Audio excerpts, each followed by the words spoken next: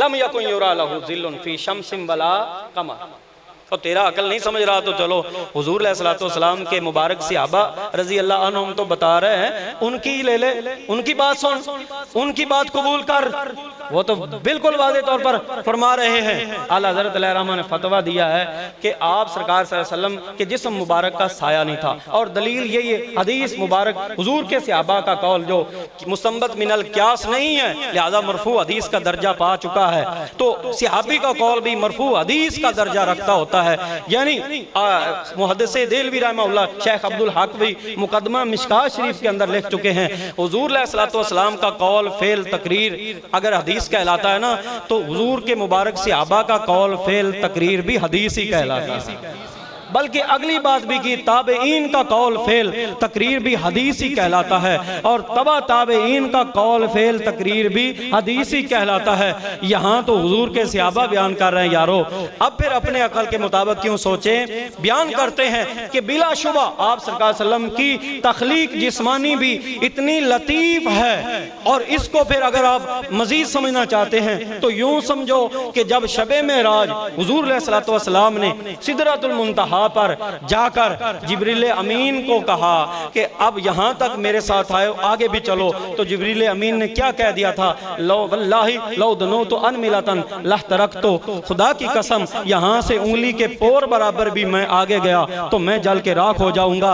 यानी उलमा फिर इसी हदीस से बयान करते हैं शबे मेराज के किस्सा से कि हुजूर अलैहिस्सलातु वस्सलाम को तो ये भी हुक्म नहीं आया कि फखला ना अलैक इन्ना का बिल वादिल मुकद्दस, जैसे मूसा को फरमाया गया था जूते उतार दो, मोहम्मद अरबी को जूते भी उतारने का आर्डर नहीं आया है। लिबास भी साथ जा रहा है, दस्तार भी साथ जा रही है।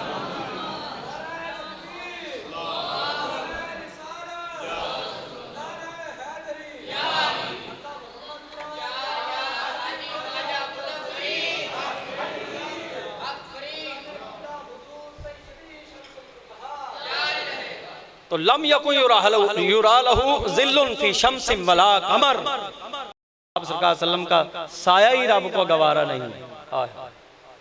ये साया क्यों का रहो जब सारी कायनात पर आपका साया रहमत छा चुका है।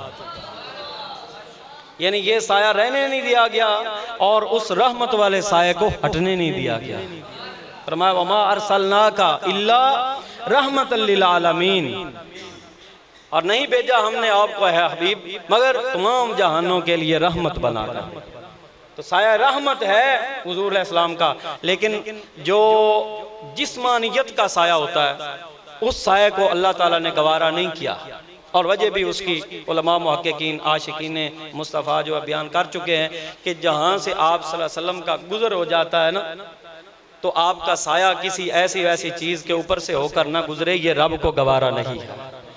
इसलिए जिस्म मुबारक का साया। और दूसरी वजह यह बयान की है कि आपकी नूरानियत कामिल है, चाहे सूरज की लाइट होती चाहे चांद की रोशनी होती, आपका नूर अक़दस ज़ात का जिस्मानियत का इतना तगड़ा और अजीम था कि वो गालिब आ जाता था। यानी चांद की रोशनी पर भी गालिब आता था, सूरज की रोशनी पर भी गालिब आ जाता। और हुजूर अलैहिस्सलातु वस्सलाम के एक और सहाबी हैं, वो बयान करते हैं कि आका अलैहिस्सलातु वस्सलाम जब आप मुस्कराते तो आपके मुस्कराने से दीवारें रोशन होती। सही बुखारी शरीफ की एक और हदीस, उसमें ये आया है कि हुजूर अलैहिस्सलाम जब कलाम फरमाते तो यूं लगता जैसे मुंह मुबारक से नूर निकल रहा है। और अगर काफ मिसलिया को ज़्यादा करार दिया जाए तो फिर बुखारी शरीफ की उस हदीस का माना ये बनता है इज़ा तकल्लमा रिआ का नूर यखरुजु मिन बैनि सनायाहो, जब मोहम्मद अरबी हसनैन के नाने कलाम फरमाते तो आपके मुंह मुबारक से नूर निकलता था।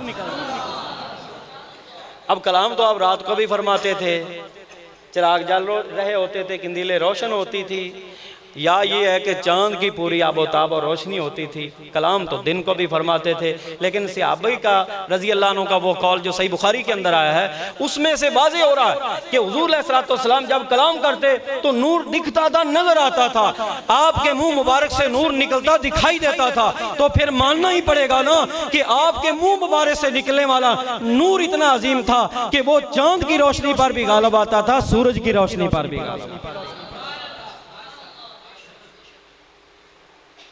अल्लाह रब्बुल इज़्ज़त हमें अपने प्यारे हबीब सल्लल्लाहु अलैहि वसल्लम की शान अज़मतें और शौकतें, जो खुदादाद सलाहियतें हैं, ज़ाहिरी और बातनी खूबियाँ, उनको समझने की तौफीक अता फरमाए और हुज़ूर अलैहिस्सलातु वस्सलाम की ज़ात के साथ कामल मोहब्बत रखने